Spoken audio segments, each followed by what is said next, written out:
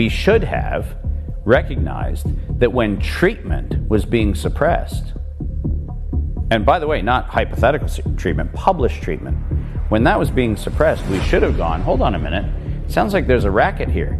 Somebody's suppressing real treatment options, and they're suppressing it so that they can justify an emergency medical countermeasure that can only be authorized if there are no treatment options.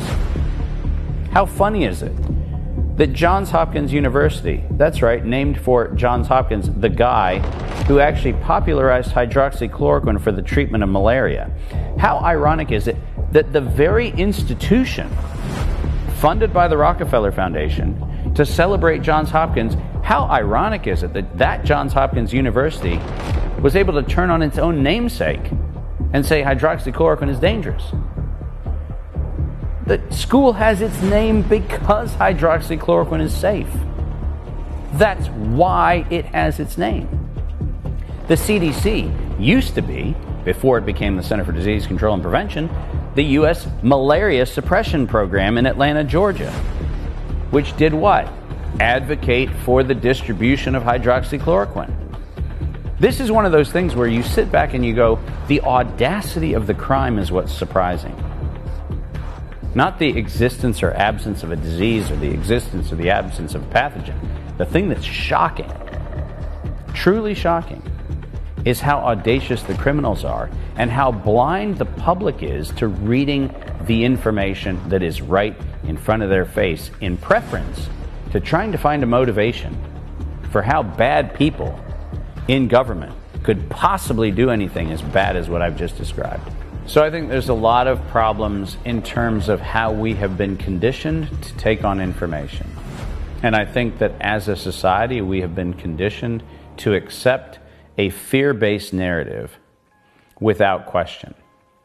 You'll recall, as I will, and I'm dating myself, but you'll recall when we were told that we should crawl under school desks in elementary school and hide under our desks in the event of a nuclear attack from Russia. Now, you'll remember those desks. They had a wooden top, they had a little metal casement, and then 4 metal stands. And somehow as children, we were conditioned to say that in the event of a nuclear blast, we were going to somehow be saved under our desks. Really? Does anybody know anything about radiation? Does anybody know anything about how nuclear weapons work? Because hiding under a desk merely means that your corpse is preserved, so when the Pompeii diggers come back to dig you up, they'll find nice little encapsulated children huddled under melted metal desks. It'll be phenomenal, and it'll be great for a museum somewhere. What a nonsensical thing to do. But why did that practice become ubiquitous across the country? It was to instill fear, allows you to respond to an authoritative impulse. And I can guarantee you, every single person who is a parent over the age of 40 knows that they were conditioned to accept, be afraid, set any logic aside, and if the authority tells you to do it in fear, do it. And by the way, if you were like me, being a little smartass, because I was in elementary school, when you pointed out how stupid that was, you know what you got? Sent to the principal's office. See, this programming has been around for a long time, and we pretend like it's, oh my gosh, how did this happen in 2019? No, come on.